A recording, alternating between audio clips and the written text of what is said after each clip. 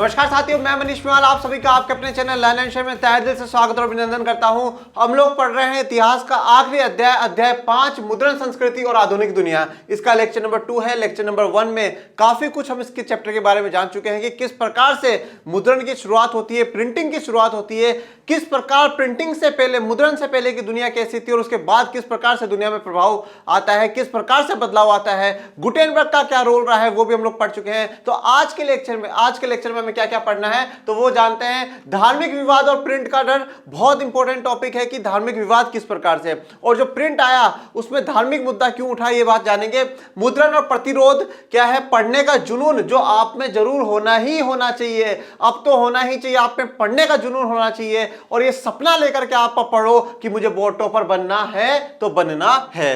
दुनिया के जालिमों अब हिलोगे तुम, ऐसे तो डायलॉग अगर तुम लोगों ने एग्जाम कॉपी में लिख दिया तो टीचर बहुत खुश हो जाएगा कि दुनिया के जालिमों अब हिलोगे तुम, क्योंकि हम पढ़ने लगे हैं। ठीक है, मुद्रण संस्कृति और फ्रांसीसी क्रांति, और मुद्रण संस्कृति का, प्रिंटिंग कल्चर का फ्रांसीसी क्रांति पे या फ्रेंच रिवॉल्यूशन पे क्या प्रभाव पड़ता है वो देखेंगे। तो आइए शुरुआत करते हैं धार्मिक विवाद और प्रिंट का डर। पहले कुछ बेसिक सी बात समझते हैं।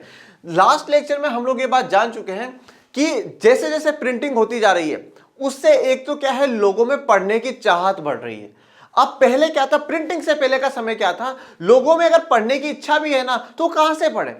जो किताबें लिखी जा रही हैं वो बहुत बहुत ज्यादा समय लेती थी, ज्यादा लोगों तक अवेलेबल नहीं हो पाती थी। पर अब जब से प्रिंटिंग आई, पहले वुड ब्लॉक आया, काठ की वाला सिस्टम आया चीन से, उसके बाद गुटेनबर्ग साहब मशीन लेकर के आ गए, तो उससे बहुत आसान, बहुत जल्दी जल्दी क्या है, किताबें छपने लगी। और जब किताबें छपने लगी और लोग उन्हें पढ़ने लगे, 18वीं शताब्दी का 18वीं 20वीं शताब्दी तक वो दौर होता है जब यूरोप के काफी लोग शिक्षित हो जाते हैं, पढ़ना शुरू कर देते हैं। अब जब इंसान पढ़ता है तो वो क्या है, अपनी उसकी एक समझ विकसित करता है, यार ये चीज सही है, ये गलत है, ये सही है, ये गलत है। देखो, दो प्रकार के लोग हैं। एक होते हैं अनपढ़ गंवार, जिसको अगर आप बोल दोगे ना ये ऐसा है तो वो ऐसा ही मान लेगा, जो जैसा है वो उसको वैसा ही मान लेगा। और एक जब कोई पढ़ा लिखा व्यक्ति होता है वो अपनी समझ को विकसित करता है, यार ये चीज ऐसा क्यों, ऐसा क्यों। तो अब यहां पे धार्मिक विवाद और प्रिंट का डर बात करते हैं। जब प्रिंटिंग होना शुरू होती है तो काफी लोगों में इस बात का डर होता है कि ये क्या है कि हमारा विरोध करेंगे। अब देखो, डर किस में होगा, जिन्होंने गलत काम करा है, जो सत्ता पर बैठे हैं, जो धर्म के नाम पे लोगों को बेवकूफ बना रहे हैं, उन्हीं में क्या है, डर पैदा होगा कि यार ये हमारा क्या है, कल को विरोध करेंगे। तो अब जो राजा है, राजा महाराजा है, या जो चर्च के पादरी हैं, या कोई भी जो भी अगर गलत प्रयोग कर रहा है, दुरुपयोग कर रहा है, मिसयूज कर रहा है अपनी पावर का, सत्ता का, वो उनके मन में क्या है, डर है। क्योंकि लोग अब पढ़ रहे हैं, जागरूक हो रहे हैं, और जब जागरूक हो रहे हैं तो वो सवाल पूछेंगे कि भैया आपने ऐसा करा तो करा क्यों, राजा ही राजा क्यों बने, हम क्यों नहीं बन सकते, हम जो आम वर्ग में हैं, हम तीसरे वर्ग में, हम ही टैक्स क्यों दे। तो जब पढ़ लेंगे, जब शिक्षित होंगे तो ही क्या होगा, विकास होगा, और उन लोगों से सवाल पूछा जाएगा जो हजारों सालों तक व्यवस्थाओं को बना करके राज कर रहे हैं देश में। यही बात आप हमारे देश में देख लीजिए, जिस प्रकार से धीरे धीरे शिक्षा का स्तर आगे बढ़ता है, लोगों में जागरूकता आ रही है कि नहीं भैया, किसी के साथ भेदभाव नहीं होना चाहिए, किसी के साथ डिस्क्रिमिनेशन नहीं होना चाहिए। राजा राम मोहन रॉय जब महिलाओं के लिए लड़ रहे हैं, सती प्रथा का विरोध कर रहे हैं, उनका विरोध हो रहा है। सती प्रथा के लिए जब वो लड़ रहे हैं, उनका विरोध कर रहे हैं। विरोध करने वाले कौन है, अंग्रेज हैं क्या, ब्रिटिशर्स ने विरोध करा? नहीं, भारत के लोगों ने विरोध करा है, भारत के लोगों ने विरोध करा। वो किस प्रकार से ये मुकाम हासिल कर पाए, क्योंकि उन्होंने काफी किताबें पढ़ी, फिर अपनी किताबें चलाई, अपने न्यूज़पेपर चलाए, जिससे कि लोगों में जागरूकता है। इसी प्रकार से डॉक्टर अंबेडकर, ज्योतिबा फूले, पेरियार, ऐसे हजारों समाज सुधारक हैं। उनका विरोध करने वाले कौन लोग थे, हमारे ही देश के लोग थे।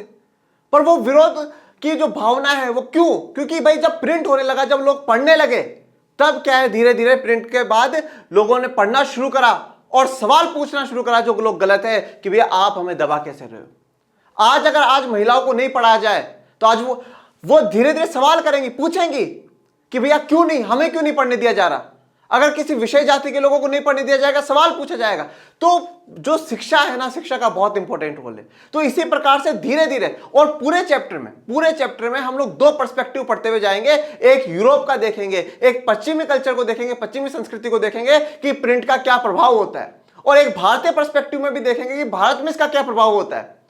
दोनों जगह धार्मिक विवाद क्यों हो रहा है कि अब जिस प्रकार से जो लोग पढ़ते जा रहे हैं वो बाइबल की एक अलग ही कल्पना करेंगे। अच्छा, बाइबल में ऐसा लिखा है, नहीं ये ऐसा क्यों लिखा है, उसको सही से नहीं समझ पाएंगे, उसका गलत इंटरप्रिटेशन होगा। जो लोग मिसयूज कर रहे हैं सत्ता का, पावर का, उनके खिलाफ आवाज उठेगी, और जब आवाज उठेगी तो फिर ही क्या है, समता मूलक एक समाज बन पाएगा। असहमत होने वाले लोग भी अब अपने विचारों को छापकर उन्हें फैला सकते थे। असहमत किससे भैया, जो सत्ता पे बैठे हैं, जो लोग सत्ता में बैठे हैं, जो पावर में है, उनसे अगर कोई असहमत है, राजा ने कुछ गलत काम कर दिया। अब देखो पहले क्या होता था, राजा है ना, राजा महान है, राजा भगवान का रूप है, ऐसी ऐसी बातें करके लोगों के मन में क्या बिल्कुल एक ऐसा विश्वास बना दिया, उनको पढ़ने का मौका ही नहीं दिया, उनको ज्यादा ज्ञान मिला ही नहीं। जब ज्यादा ज्ञान नहीं मिला तो सवाल नहीं पूछते थे। अच्छा राजा महान है, ठीक है तो राजा महान है, कोई दिक्कत वाली बात नहीं, वो मान लेते थे। पर अब जिस प्रकार से धीरे धीरे प्रिंटिंग होगी, एक आम नागरिक तक भी किताब पहुंचेगी, तो वो फिर क्या है, सवाल पूछेंगे कि राजा महान है क्यों है। और जब ये क्यों है, तब उनको बुरा लगेगा कि हमसे सवाल पूछ रहे हो तुम, ये औकात तुम्हारी कि हमसे सवाल पूछोगे। तो फिर आम जनता फिर और आक्रोश उनमें आएगा, और फिर विरोध होंगे, फिर क्रांतियां होती हैं। तो अब क्या है, जैसे जैसे प्रिंटिंग बढ़ती जा रही थी, तो असहमत लोग हैं, जो सत्ता से असहमत है, वो भी अपने विचार लिख पा रहे हैं, आगे प्रिंट करवा पा रहे हैं, और लोगों को तक ज्यादा भेज पा रहे हैं। छपे हुए संदेश के जरिए वे लोगों को अलग ढंग से सोचने के लिए मना सकते थे, या कोई कार्रवाई करने के लिए प्रेरित कर सकते थे। और जो छपे हुए संदेश है, वे जो संदेश छापे गए, जो मैसेजेस छापे गए हैं, उन पे लोगों तक पहुंचाया जा सकता था, लोगों को एक नई सोचने की तकनीक दे सकते थे। भैया ऐसा क्यों, फ्रांसीसी क्रांति थी, आपने 9th में पढ़ा, हमने यूरोप के राष्ट्रवाद में थोड़ा सा फ्रांसीसी क्रांति के बारे में पढ़ा। रूसो, मोंटेस्क्यू, इनके विचार वहां पे प्रभावी हुए, उनके विचारों से ही तो बात है कि यहां लोकतंत्र का होना चाहिए। राजा का बेटा ही राजा क्यों बनता है, राजा का हम गुलाम थोड़ी है। ये जो सवाल है, सोचने का एक अलग नजरिया दिया ना, एक नया ढंग दिया कि ऐसा क्यों भैया ऐसा क्यों हो रहा है, तो वो सोचने का नया ढंग दिया। और उस पर कार्रवाई करना मतलब उसका एक्शन पे रिएक्शन देना, कि अगर राजा कुछ गलत कर रहा है तो हम भी उसके जवाब में कुछ पूछें कि भाई क्यों कर रहे हो। तो ये सोचने का ढंग ये कहां से आया है, ये पढ़ने से ही तो आया है, ये शिक्षा से ही तो आया है। हर कोई मुद्रित किताब को लेकर खुश नहीं था। अब बहुत अच्छी इंपॉर्टेंट बात, हर कोई बंदा खुश नहीं है, सभी के चेहरों पे खुशी नहीं है कि किताबें प्रिंट हो रही है, किताबें मुद्रित हो रही है, नहीं, कुछ लोग नाराज है, कुछ लोग खफा है। वो खफा लोग कौन है, आइए जानते हैं। बेहता कि अगर छपे हुए और पढ़े जा रहे पर कोई नियंत्रण ना होगा तो लोगों में बागी और अधार्मिक विचार पनपने लगेंगे। अब क्या है कि सोचा उन लोगों ने, राजाओं ने और जो बड़े बड़े जो लोग हैं, उन्होंने सोचा कि अगर कोई नियंत्रण हमने नहीं लगाया, कोई कंट्रोल हमने नहीं लगाया, तो क्या हो जाएंगे, बागी हो जाएंगे। बागी का मतलब क्या है, बगावत कर देंगे, हमारे अगेंस्ट में आ जाएंगे और अधार्मिक हो जाएंगे। मतलब जो धर्म के लेकर के अब भी हम लोगों ने जो परंपराएं स्थापित कर रखी है, जो विचार हमने बना रखे हैं, उन विचारों से हटकर करके वो काम करने लगेंगे, हमसे सवाल पूछेंगे। तो ये क्या है, गलत है, ज्यादा प्रिंटिंग होनी नहीं चाहिए, और जो हो रही है उस पर भी थोड़ी बहुत कंट्रोल लगना चाहिए। अगर ऐसा हुआ तो मूल्यवान साहित्य की सत्ता ही नष्ट हो जाएगी। मूल्यवान साहित्य किसको बताया गया है, प्रिंटिंग के दौर से पहले जो चल रही है, जो व्यवस्थाएं चल रही है, जो साहित्य है, जो उनका सिस्टम है, उनकी संस्कृति है, उसी को क्या बोला गया है, मूल्यवान बताया गया है। धर्मगुरुओं और सम्राटों तथा कई लेखकों एवं कलाकारों द्वारा व्यक्त की गई यह चिंता नव मुद्रित और नव प्रसारित साहित्य की व्यापक आलोचना का आधार बनी। अब देखो, जो आलोचना करी, आलोचना का मतलब क्या होता है, क्रिटिसिज्म करना, बुराई करना, और ये तो बर्बाद कर देगा, ये तो ऐसा है।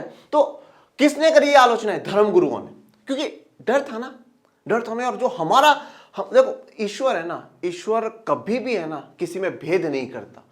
ईश्वर कभी किसी में भेद नहीं करता कि भैया तुम इस जाति के हो, तुम महिला हो, तुम है ना प्रोटेस्टेंट हो, तुम कैथोलिक हो, तुम ये हो, तुम वो। ईश्वर कभी किसी में भेद नहीं करता। ये जो मान्यता आई है, ये किसने करी है, ये कुछ लोगों ने करी है। और ये जो लोगों ने करी है ना, उन्हीं के मन में डर पैदा हुआ है कि जब लोग पढ़ेंगे तो हमसे सवाल पूछेंगे, तो हमसे क्या है, सवाल पूछेंगे। तो ये जो धर्मगुरु है या जो सम्राट राजा महाराजा हैं, वो जो लोग मिसयूज कर रहे थे ना आज तक उन सब चीजों का, अब उनसे सवाल पूछा जाएगा, और उसी सवाल से उनको क्या है, डर लग रहा है। तो इन्होंने जो आलोचना करी, और आलोचना किसकी कर रहे हैं? नवमुद्रित। नवमुद्रित क्या? जो नई चीज मुद्रित हो रही, प्रिंट हो रही है, ठीक है। और नव प्रसारित, जो नई चीज जो प्रसार हो रहा है, ज्यादा ज्यादा फैल रही है, उसकी आलोचना का आधार क्या बनता है? ये धर्मगुरु और सम्राट लोग जो बात कहते हैं वही उसका आधार बनता है कि नवमुद्रित चीजें अच्छी नहीं है। धर्म सुधारक मार्टिन लूथर ने रोमन कैथोलिक चर्च की कुरीतियों की आलोचना करते हुए अपनी 95वीं स्थापनाएं लिखी। देखिए यह है मार्टिन लूथर। मार्टिन लूथर को आप थोड़ा सा कंफ्यूजन मत होइएगा, यह मार्टिन लूथर एक अलग है और जो दूसरे Martin Luther king, Martin Luther junior की जब हम लोग बात करते हैं वो अमेरिका वाले हैं। दोनों में डिफरेंस क्रिएट कर रखिएगा। वो उन्होंने रंग भेद के खिलाफ आवाज उठाई थी और ये एक धर्म सुधारक है, धर्म में सुधार लाने वाले इंसान है। इनकी मैं आपको बात बताता हूं। ये कैथोलिक, आपको बताया ईसाई धर्म दो ग्रुपों में बटा हुआ, कैथोलिक और प्रोटेस्टेंट। तो ये प्रोटेस्टेंट वाद में सुधारक है और कैथोलिक धर्म की जो कुरीतियां है, जो कमियां हैं, उसको गिनाने के लिए इन्हें जाना जाता है, सुधार लाने के लिए, समानता के हिसाब से हम इन्हें देख सकते हैं। तो धर्म सुधारक है मार्टिन लूथर और कैथोलिक चर्च की कुरीतियों की आलोचना करेगी। जो कैथोलिक चर्च में कुरीतियां चलती है वो कुरीतियां गलत है। इन्होंने 95 का मतलब है 95 स्थापनाएं लिखी, मतलब 95 किताबें मान लो, कुछ उनके थॉट्स मान लो, उनके विचार मान लो, वो 95 थॉट्स उन्होंने लिखे हैं। इसकी एक छपी प्रति विटेनबर्ग के गिरजाघर के दरवाजे पर भी टांगी गई और इनमें से एक प्रति, ठीक है, एक कॉपी, मतलब एक जो प्रिंटेड कॉपी है वो कहां पे? विटेनबर्ग के गिरजाघर पे, विटेनबर्ग के गिरजाघर पर टांगी गई। क्यों टांगी गई? गिरजाघर का मतलब क्या है? चर्च पे, चर्च पे टांगी गई। तो वहां पर जो भी आए प्रेयर करने के लिए, जो भी लोग आते हैं वो उसे पढ़े, उन कमियों को जाने, उनका विरोध करे। तो इसलिए कि विरोध होगा तो फिर क्या होगा? इनसे सवाल पूछा जाएगा और सवाल पूछा जाएगा तो जो इनकी गलतियां हैं वो उजागर होंगी। तो उस पर गिरजाघर पे भी टांगी गई। इसमें लूथर ने चर्च को शास्त्रार्थ के लिए चुनौती दी थी। जल्द ही लूथर के लेख बड़ी तादाद में छापे और पढ़े जाने लगे। शास्त्रार्थ के लिए चुनौती देने का मतलब क्या? लूथर ने जो पादरी वर्ग है या और लोग हैं उनको शास्त्रार्थ के लिए चुनौती दी। शास्त्रार्थ के लिए चुनौती, आओ ओपन में डिबेट करते हैं। जो तुम लोगों ने आज तक ये व्यवस्था फैला रखी है, वो ऐसा, ये ऐसा, वो वैसा, आओ देखते हैं। चैलेंज कर दिया, बताओ तुम्हारे इसके पीछे क्या लॉजिक है, इसके पीछे क्या लॉजिक है। तो शास्त्रार्थ के लिए मार्टिन लूथर ने क्या है? चुनौती दे दी। अब आप एक बात सोचिए, क्या मार्टिन लूथर का उस समय बहुत ऐसे सपोर्ट ही हुआ होगा? विरोध नहीं हुआ? विरोध हुआ होगा। बट आज हम लोग पढ़ रहे हैं, हम आज मार्टिन लूथर को पढ़ रहे हैं। आज हम यहाँ पे किसी पादरी के बारे में, उनके बारे में नहीं पढ़ रहे, हम मार्टिन लूथर के बारे में पढ़ रहे हैं। क्यों पढ़ रहे हैं? बिकॉज स्ट्रगल करा है, संघर्ष करा है। संघर्ष के बिना किसी को भी कुछ नहीं मिलता। और बुराइयां है ना, बुराइयां होंगी, विरोध होगा, सब कुछ होगा, पर कुछ समय बाद लोग आपको याद भी करेंगे और कुछ तो इतना याद कर लेंगे कि किताबों तक भी आप छप जाओगे। तो विरोध से मत डरिए। सत्य क्या है उसकी बात रखिए, सत्य को पहचानिए, सत्य के ऊपर बात रखिए और एक ऐसा समाज बनाइए जिसमें क्या हो, किसी प्रकार का कोई भेदभाव ना हो, समता तुलक हो। गलत को गलत और सही को सही बोलना सीखिए, तभी हमारी शिक्षा क्या है? सफल हो पाएगी। शिक्षा का मतलब ये नहीं होता कि हम बड़ी बड़ी डिग्रियां ले लें और बड़ी बड़ी डिग्री लेकर के एक वो जो घटियानुसी सोच होती है वो रखे कि नहीं नहीं, लड़की है क्या पढ़ने जाएगी, वो ऐसा है, वो इसका है, ये ऐसा है, वो उस धर्म का, वो उस जाति का। अगर ये घटियानुसी सोच रख रखी है, फिर चाहे आप बीएड कर लो, मास्टर्स कर लो, डॉक्टरेट कर लो, कुछ भी कर लो, वो सब कुछ बेकार है, तो बेकार ही रहेगा। इसके नतीजे में चर्च में विभाजन हो गया और प्रोटेस्टेंट धर्म सुधार की शुरुआत हुई। इसमें अब और भी क्या है? विभाजन हो गया, डिवाइड हो गया और प्रोटेस्टेंट धर्म सुधार की शुरुआत हो जाती है। कुछ ही हफ्तों में न्यू टेस्टामेंट के लूथर के तर्जुमे या अनुवाद की 5000 प्रतियां बिक गई और 3 महीने के अंदर दूसरा संस्करण निकालना पड़ा। मतलब कुछ ही हफ्तों में जो नया टेस्टामेंट जो उन्होंने लिखा, जो बातें लिखी, उसकी 5000 प्रतियां, 5000 कॉपीज, बहुत इंपॉर्टेंट बात है बच्चों, 5000 जो कॉपीज है वो बिक चुकी थी। और दूसरा संस्करण का मतलब क्या है? सेकंड एडिशन बहुत जल्दी निकालना पड़ा। तो आप यहाँ पर ये भी देख सकते हो कि मार्टिन लूथर को सपोर्ट भी बहुत तगड़ा मिल रहा है। जो लोग जानना चाहते हैं उनको बहुत गजब का सपोर्ट कर रहे हैं मार्टिन लूथर को कि हाँ यार मार्टिन, ये बात तुमने कभी सोची नहीं, ये बात तुमने कभी सोची नहीं। तो अब धीरे धीरे लोग क्या है? सोचना शुरू कर देंगे। लूथर ने कहा, मुद्रण ईश्वर की दी हुई महानतम देन है, सबसे बड़ा तोहफा है। देखो अब एक बात बताओ, अब आप सोचोगे कभी कि सर जो मार्टिन लूथर है वो तो गिरजाघर के बाहर लगा करके कुरीतियां गिना रहे हैं और फिर वही ईश्वर की बात कर रहे हैं। तो यहां पर जरूरी नहीं है कि वो ईश्वर के खिलाफ है। वो ईश्वर के खिलाफ नहीं है। वो किसके खिलाफ है? जो गलत व्यवस्थाएं चल रही हैं, जो कुरीतियां चल रही हैं। मैंने अभी क्या कहा कि ईश्वर किसी से भेद नहीं करता।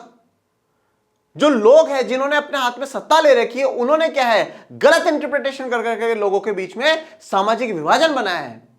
तो वो जो लोगों ने करा है उसके खिलाफ लूथर है। तो लूथर कह रहे हैं मुद्रण है ना, मुद्रण जो प्रिंटिंग है वो ईश्वर का सबसे बड़ी देन है, सबसे बड़ा तोहफा अगर भगवान ने हमें कुछ दिया है तो वो मुद्रण दिया है, वो प्रिंटिंग दी है। क्यों दी है? क्योंकि प्रिंटिंग से हर कोई अपने विचार लिख सकता है, अपने विचार छाप सकता है, हजारों की लाखों की संख्या में लोगों तक पहुंचा सकता है। और जब वो विचार जाएंगे, लोग पढ़ेंगे, शिक्षित होंगे, तो जो गलत हो रहा है ना उसके खिलाफ सवाल करेंगे, उसके खिलाफ विरोध करेंगे। और जब विरोध करेंगे तो समाज में कहीं ना कहीं समानता धीरे धीरे आएगी जरूर। अब आते हैं मुद्रण और प्रतिरोध। अब मुद्रण हो रहा है, प्रिंटिंग हो रही है, और दूसरी तरफ प्रतिरोध, विरोध है, वो भी हो रहा है। तो वो देखते हैं, आइए कैसे हो रहा है।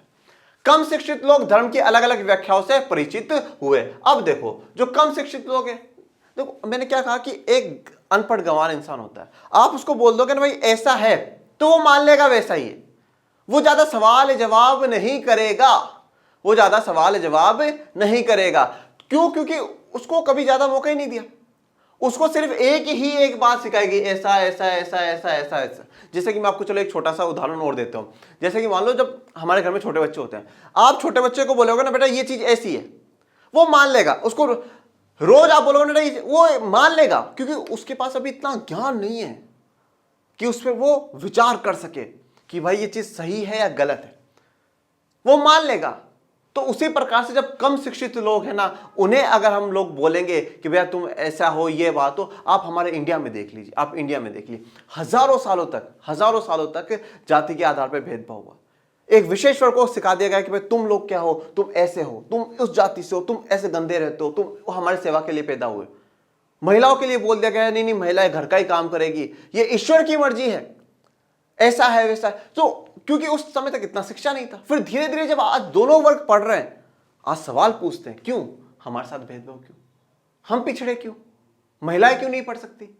तो ये सवाल पूछे। तो अब जैसे जैसे कम शिक्षित लोग हैं उनके पास प्रिंटिंग किताबें गई, सुना और पढ़ा, तो उससे क्या हुआ, धर्म की अलग अलग व्याख्या से परिचित हुआ। अच्छा धर्म ये बात भी बोलता है, ऐसा भी बोलता है, तो काफी लोग परिचित हुए। किसान मेनोक्यो, इसका नाम आपको याद रखना ही है। किसान मेनोक्यो उन किताबों के आधार पर उसने बाइबल के नए अर्थ लगाने शुरू कर दिए और उसने ईश्वर और सृष्टि के बारे में ऐसे विचार बनाए कि रोमन कैथोलिक चर्च उससे क्रुद्ध हो गया। अब देखो किसान मेनोक्यो क्या है। किसान मेनोक्यो ने क्या करा, जब अपने जो भी किताबें उसके पास थी और ले आ करके उसने काफी कुछ पढ़ा और उसने फिर बाइबल के क्या है नए अर्थ, यानी होली बाइबल के क्या है नए अर्थ निकालना शुरू कर दिया कि बाइबल में ऐसा भी है, ये भी है। और ईश्वर और सृष्टि के बारे में उसने ऐसे विचार दिए, मतलब ईश्वर आप यहाँ पे कह सकते हो कि मेनोक्यो क्या है, एक नास्तिक के रूप में है कि जो ईश्वर को नहीं मानता है। ईश्वर सृष्टि के ऊपर ऐसे विचार प्रकट कर दिए जिससे कि जो रोमन कैथोलिक चर्च के लोग हैं वो क्रुद्ध हो गए, वो उससे क्या है गुस्सा हो जाते हैं। किससे? मेनोक्यो से। किससे? किसान मेनोक्यो से हो जाते हैं। इंक्विजिशन, धर्मद्रोहियों के दुरुस्त करने वाली संस्था शुरू किया गया। देखो अब इसमें क्या है, अब आप जब रोमन कैथोलिक चर्च है उसके खिलाफ पहले मार्टिन लूथर एक विरोध आंदोलन चला चुके हैं, फिर अब मेनोक्यो का हमने देखा कि वो सवाल उठा रहा है। जब सवाल उठा रहा है तो दबाने के लिए तो चाहिए ना, हमारे खिलाफ बोलोगे, धर्म के खिलाफ बोलोगे, कैसे बोल सकते हो तुम ऐसे। तो जो धर्म द्रोही, देखो हम देशद्रोही पढ़ते हैं ना, जो देश से गद्दारी करे वो देशद्रोही, जो धर्म से गद्दारी करे वो कौन है? धर्मद्रोही। तो धर्मद्रोही को दुरुस्त करने वाली संस्था, भाई उनको सुधारने वाली जो संस्था है उसका नाम क्या रखा गया? इंक्विजिशन। इंक्विजिशन उस संस्था का नाम रखा गया। यह क्वेश्चन आपसे 1 मार्क्स में पूछा जा सकता है, तो इसको थोड़ा सा आप याद रख लीजिएगा। रोमन चर्च ने प्रकाशकों और पुस्तक विक्रेताओं पर कई तरह की पाबंदियां लगाई और 1558 ईस्वी से प्रतिबंधित किताबों की सूची रखने लगे। अब रोमन चर्च ने यह सोचा कि यार अगर ऐसे सारे लोग पढ़ करके हमसे सवाल पूछने लगे तो गलत बात हो जाएगी, तो उन्होंने क्या करा, प्रकाशक और पुस्तक विक्रेताओं पर काफी पाबंदियां लगा दी, काफी रेस्ट्रिक्शंस लगा दिए कि भाई तुम ये चीज नहीं छाप सकते, तुम ये नहीं छाप सकते। मतलब अभिव्यक्ति की पूरी आजादी नहीं मिली कि भाई तुम्हें इस चीज को छापना, इसको नहीं छापना। तुम रोमन चर्च के खिलाफ कुछ भी नहीं छाप सकते, तुम कैथोलिक के खिलाफ कुछ भी नहीं छाप सकते। और फिर 1558 से क्या हुआ, जो प्रकाशक है उन्होंने एक लिस्ट बना ली कि भाई हमें ये छापना है, ये नहीं छापना।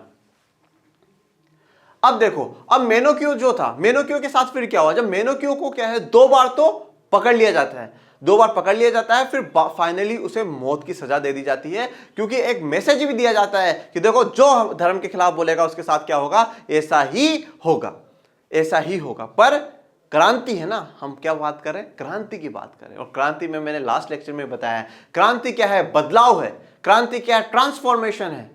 बदलाव आना ही क्रांति है। तो अब धीरे धीरे जो क्रांति आएगी वो क्रांतियां रुकती नहीं है, ठीक है। अलग अलग संप्रदाय के चर्चों ने गांव में स्कूल स्थापित किए और किसानों कारीगरों को शिक्षित करने लगे। अब अलग अलग संप्रदाय क्या है, अलग अलग संप्रदाय धर्म का जो उप समूह कह सकते हैं हम लोग, ठीक है ना। उप समूह जो होते हैं उन्हें संप्रदाय कहते हैं। तो अलग अलग संप्रदाय के लोगों ने क्या है, चर्चों ने गांव में स्कूल स्थापित किए और स्थापित करने के बाद किसानों को कारीगरों को शिक्षित करने लगे। 18वीं सदी के अंत तक यूरोप के कुछ हिस्सों में साक्षरता दर 60 से 80% तक हो गई थी, जो कि बहुत बड़ी बात है। लोगों को किताबें चाहिए थी, इसलिए मुद्रक ज्यादा किताबें छापने लगे। अब लोग क्या है भाई, पढ़ लिख लिए तो लोगों को किताबें चाहिए, और किताबें चाहिए तो मुद्रक जो है वो ज्यादा किताबें छापना उन्होंने शुरू कर दिया। फेरी वालों को काम पर लगाया। ये किताबें मुख्यतः पंचांग के अलावा लोक गाथाएं और लोकगीतों की हुआ करती थी। देखो फेरी वाला आप समझते हो, जो फेरी लगाता रहता है कॉलोनियों में, है ना, डोर टू डोर जाते हैं।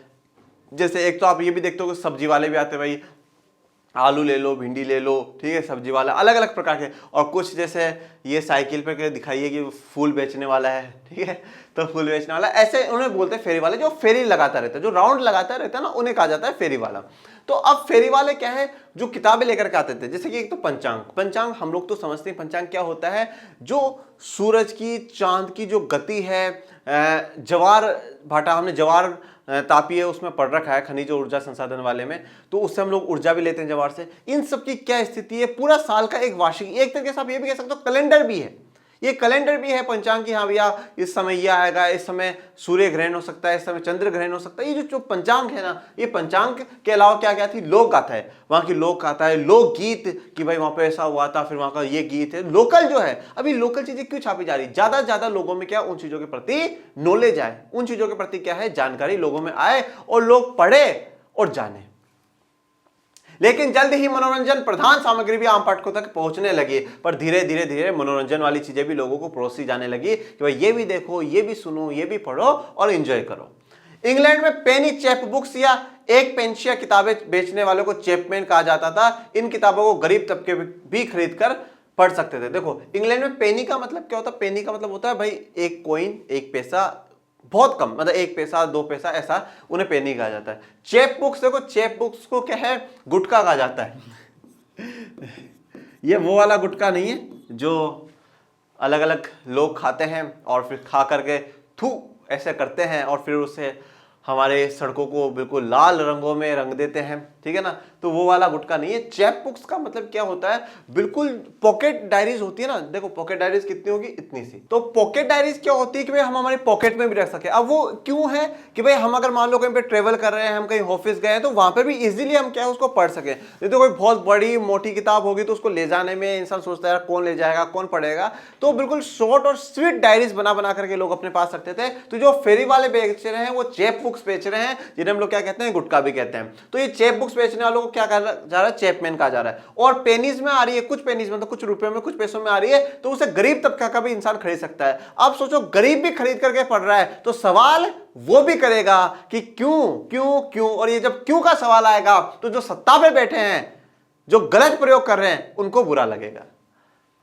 फ्रांस में बिबिलियोथिक ब्लू का चलन था, जो सस्ते कागज पर छपी और नीली जिल्द में बंधी छोटी किताबें हुआ करती थी, ठीक है। ये आपको नाम याद रखना कि फ्रांस में बिबिलियोथिक ब्लू क्योंकि ये नीले कागज में बंधी हुई होती थी और छोटी छोटी किताबें ये हुआ करती थी।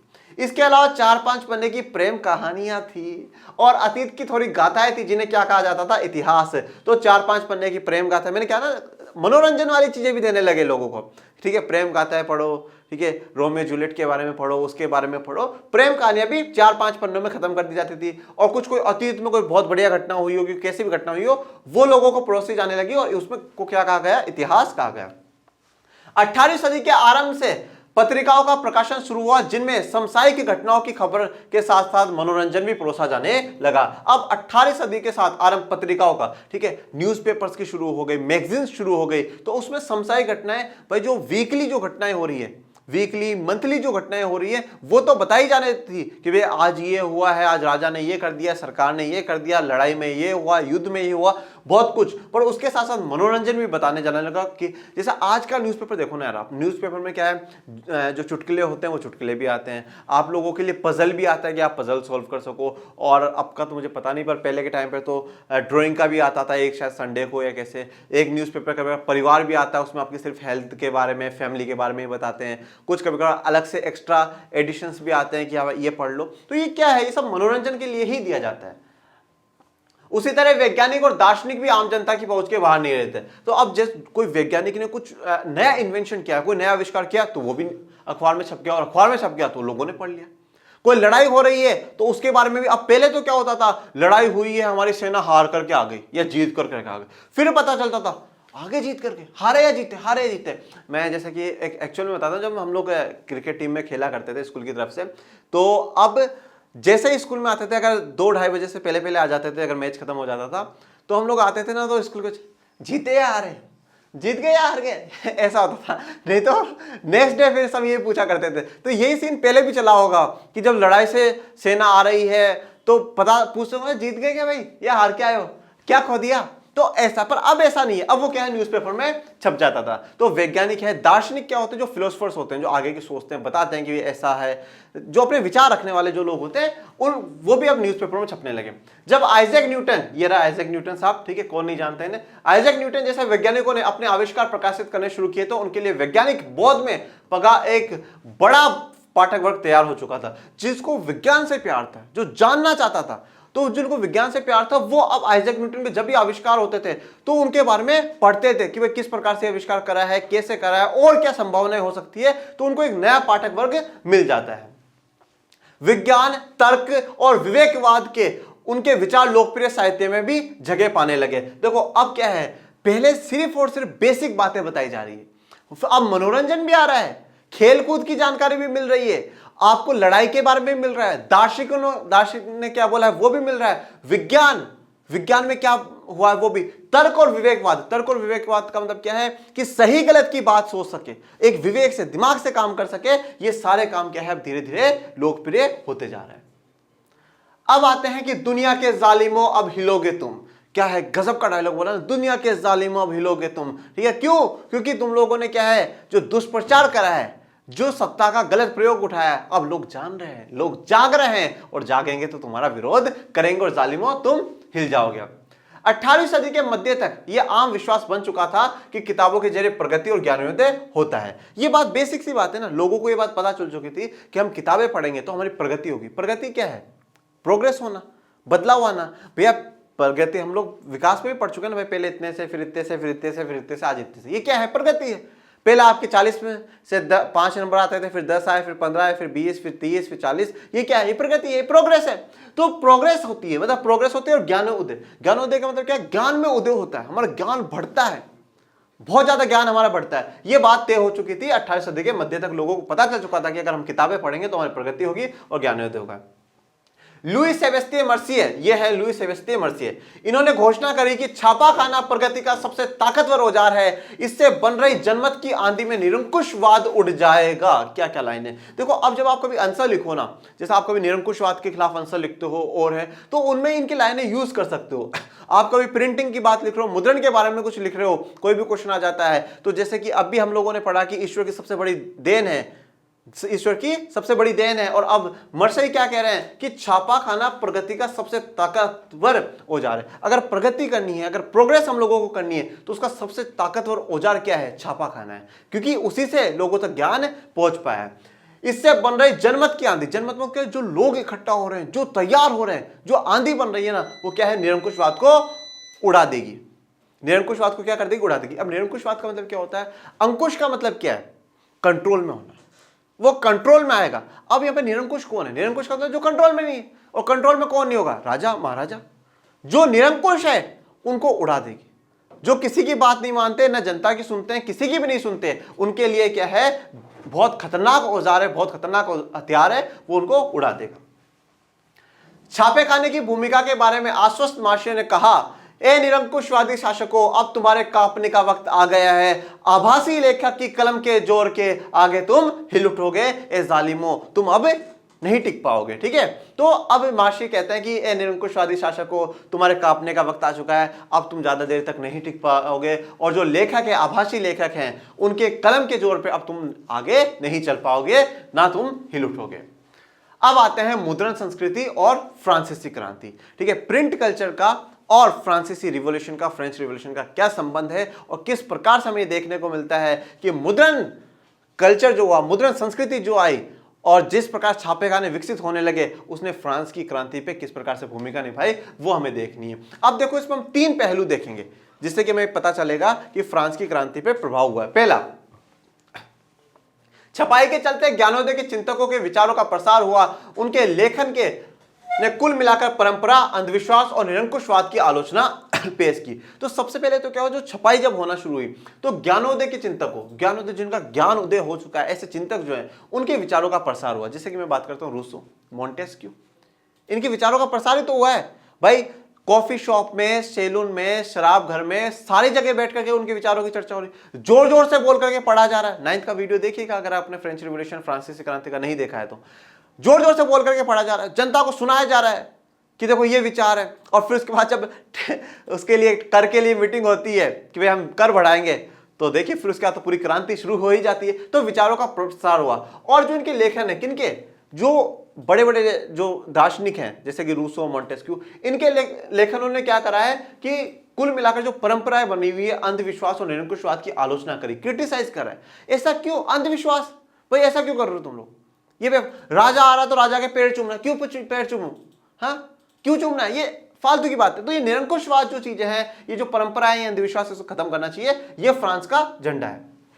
उन्होंने रीति रिवाजों की जगह विवेक के शासन पर बल दिया और मांग की कि हर चीज को तर्क और विवेक की कसौटी पर ही कसा जाए। और उन्होंने जो रीति रिवाजों की जगह, कि भाई होता आ रहा ना, आज भी हम हमारी सोसाइटी में काफी काम ऐसे करते हैं, हमें नहीं पता होता कि क्यों हो रहा है, पर हम सिर्फ इसलिए करते हैं क्योंकि हमारे पूर्वजों ने करा है, और वो भी तो करते हैं, वो भी तो करते हैं। तो ये क्यों रीति रिवाजों के कारण हम लोग कर रहे हैं। जैसे महात्मा बुद्ध भी कहते थे कि अपो दीपो भव है, स्वयं का दीपक स्वयं बनो, मतलब खुद प्रकाश बनो, खुद जानो पहले कि सच में क्या चीज है, एक्चुअल क्या है, उसको जानो, उसको पहचानो, फिर उस चीज को मानो और फिर उस पर अमल करो। पहले खुद जानो तो सही, पहले खुद को जानो कि हम है क्या, हम क्या कर सकते हैं, क्या नहीं, और जो हो रहा है समाज में वो गलत है या सही है। तो रीति रिवाजों की जगह विवेक का शासन हो। विवेक का मतलब दिमाग का शासन। आप सोचें, आप तर्क वितर्क करें, ये गलत है, ये सही है, सवाल करें, खुद से करें, पब्लिक से करें, और फिर आपको सही डिसीजन लेना चाहिए। और मांग की कि हर चीज को तर्क और विवेक की कसौटी पर कसा जाए, उसको देखा जाए कि वो कहां तक सही और कहां तक गलत है। उन्होंने चर्च की धार्मिक और राज्य की निरंकुश सत्ता पर प्रहार करके परंपरा पर आधारित सामाजिक व्यवस्था को दुर्बल कर दिया। चर्च की धार्मिक, भाई चर्च की जो धार्मिक व्यवस्था है कि भैया ऐसा होगा, ये पादरी वर्ग के लोग हैं, टैक्स नहीं देंगे, कुलीन वर्ग के लोग टैक्स नहीं देंगे, कर नहीं देंगे, तो ऐसी जो व्यवस्था है। और निरंकुश सत्ता, ऐसी सत्ता जो राजा है, जो किसी के अंकुश में नहीं, किसी के कंट्रोल में नहीं है, उनकी सत्ता पर इन्होंने क्या करा है, प्रहार करा है। और सामाजिक व्यवस्था को, ये जो सामाजिक व्यवस्थाएं तो है, तो 3 वर्ग होंगे, सबसे पहले पादरी, फिर कुलीन, फिर आम वर्ग ही टैक्स देगा। तो ये सामाजिक व्यवस्था को दुर्बल कर दिया, कमजोर कर दिया इन्होंने। वोल्टेयर और रूसो के लेखन का व्यापक पाठक वर्ग था और उनके पाठक एक नए आलोचनात्मक, सवालिया और तार्किक नजरिए से दुनिया को देखने लगे थे। तो आइए सबसे पहले तो आप साहब रूसो से मिल लीजिए। ये रूसो साहब हैं और इनके काफी सच में बहुत प्रभावशाली विचार इनके रहे, और इनको मतलब एक नया पाठक वर्ग इनके लिए बहुत तैयार था। इनको खूब पढ़ता था, खूब इनको जानता था, और इनका जो पाठक वर्ग था, जो इन लोगों को पढ़ता था ना, वो आलोचनात्मक था, आलोचना करता था, क्रिटिसिज्म करता था कि ये गलत है, ये गलत है, विवेक पर सोचता था, तर्क निकालता था, अरे यार ये क्यों हो रहा है, ये बात हो क्यों रही। तो तर्क विवेक के आधार पर आलोचनाएं करता था कि भाई क्यों बुराई कर रहा है, सवाल पूछ रहा है, वो आलोचनात्मक सवालिया है, सवाल पूछेंगे ऐसा क्यों हो रहा है, क्यों, वाई, सवाल पूछ रहा है। और तार्किक नजरिया, तार्किक तर्क दे रहा है कि ऐसी बात हो रही तो इसके पीछे तर्क क्या है, तर्क तो बताओ, कोई लॉजिक तो बताओ, लॉजिक होगा तभी हम लोग मानेंगे।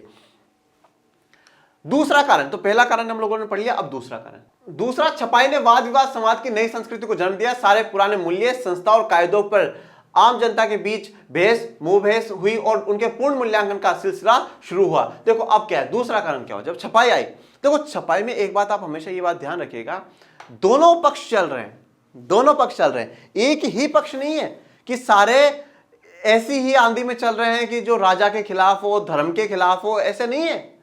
दोनों तरफ की प्रिंटिंग चल रही है, दोनों तरफ का मुद्रण चल रहा है। जो क्या हो, नए वर्ग के लोग हैं, नए वर्ग के लोगों का मतलब क्या है, जो गलत के विरोध कर रहे हैं, जो बता रहे हैं कि ये चीज गलत है, और कुछ ऐसे भी जो पुराने परंपराओं को मान रहे हैं, उनका भी प्रिंटिंग चल रही है, वो भी लोगों को पढ़ने के लिए बोला जा रहा है कि तुम वो भी पढ़ो। अब देखो यहां पे ध्यान ये रखनी है, एक बंदा ये है और एक बंदा ये है, ठीक है, एक बंदा इधर वाला है और एक बंदा इधर वाला है। अब इसने कोई बात बोली तो फिर वो बोलेगा, उसने कोई बात बोली तो फिर ये बोलेगा। अब दोनों में क्या हुआ, वाद विवाद हुआ ना, डिबेट जिसे इंग्लिश में कहते हैं हम लोग, वाद विवाद हुआ, ऐसा नहीं ये गलत है। बोले कैसे गलत है, आप बताओ कैसे गलत है। तो दोनों के बीच में वाद विवाद हो रहा है, क्यों, क्योंकि ये अपने पक्ष रख रहा है, क्योंकि ये भी पढ़ करके आया है, और ये अपने पक्ष रख रहा है क्योंकि ये भी पढ़ करके आया है। तो छपाई से क्या हुआ, वाद विवाद की एक नई संस्कृति को जन्म मिला। उसके बाद सारे पुराने मूल्य हैं, कोई संस्था है, राजा महाराजा जो भी उस समय की व्यवस्था चल रही वो है, कायदे, उन सब पे क्या हो, बहस होती थी, डिस्कशंस होते थे, चाय की दुकानों पे, कॉफी शॉप पे, सैलूनों में, शराब घर पे, हर जगह डिस्कशंस होते थे ना कि भैया ये ऐसा आज देख लो, आज नहीं होता है क्या, आज हम नहीं करते, बीजेपी अच्छी है, कांग्रेस अच्छी है, आम आदमी पार्टी अच्छी है, कुछ उस पर लड़ते हैं, कुछ उस पर लड़ते हैं, कोई ऐसे कोई वैसे। ये क्या है, ये क्यों है, क्योंकि सब नॉलेज ले रहे हैं, कोई कहीं से नॉलेज ले रहा है। और पूर्ण मूल्यांकन होता था, रिएवल्यूशन होता था कि देखो अब ये बात है ना, ये बात सही है। वाद विवाद होने के बाद क्या है, जो सही पॉइंट है ना, वो सही पॉइंट निकल करके आते थे। तर्क की ताकत से परिचित ये नई पब्लिक धर्म और आस्था को प्रश्नांकित करने का मोल समझ चुकी थी। अब जो तर्क की ताकत, जो लॉजिक है, वो उसकी जो पावर, उससे परिचित हो चुकी थी। कौन, ये नई पब्लिक है। नई पब्लिक नाम क्यों दिया है, क्योंकि ये परिचित है, ये जान चुकी है, ये समझ चुकी है कि धर्म और आस्था को प्रश्नांकित करने का मोल, कि धर्म और आस्था पर प्रश्न लगाने का क्या कारण है, उसका क्या मोल है, उसको समझ चुकी है ये पब्लिक। तीसरा कारण पे जानते हैं, 1780 के दशक तक राजशाही और उसकी नैतिकता का मजाक उड़ाने वाले साहित्य का ढेर लग चुका था। इस प्रक्रिया में सामाजिक व्यवस्था को लेकर तमाम सवाल खड़े किए गए। अब 1780 तक, 1780 तक, और 1789 में तो फिर क्रांति हो ही जाती है।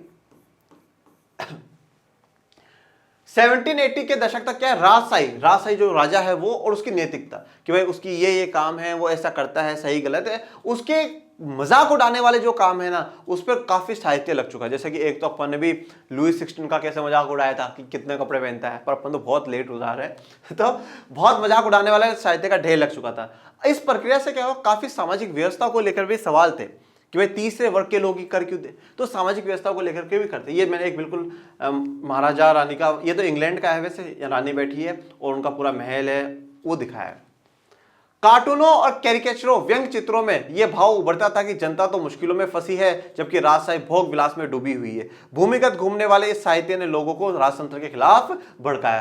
कार्टूनों या कैरिकेचर व्यंग चित्र आते हैं भाई, उस पर चित्र बना करके लोगों को बताया जाता है, जो व्यंग है, जो एक्चुअल में जो इंसिडेंट है उसको समझाया जाता है चित्र के द्वारा।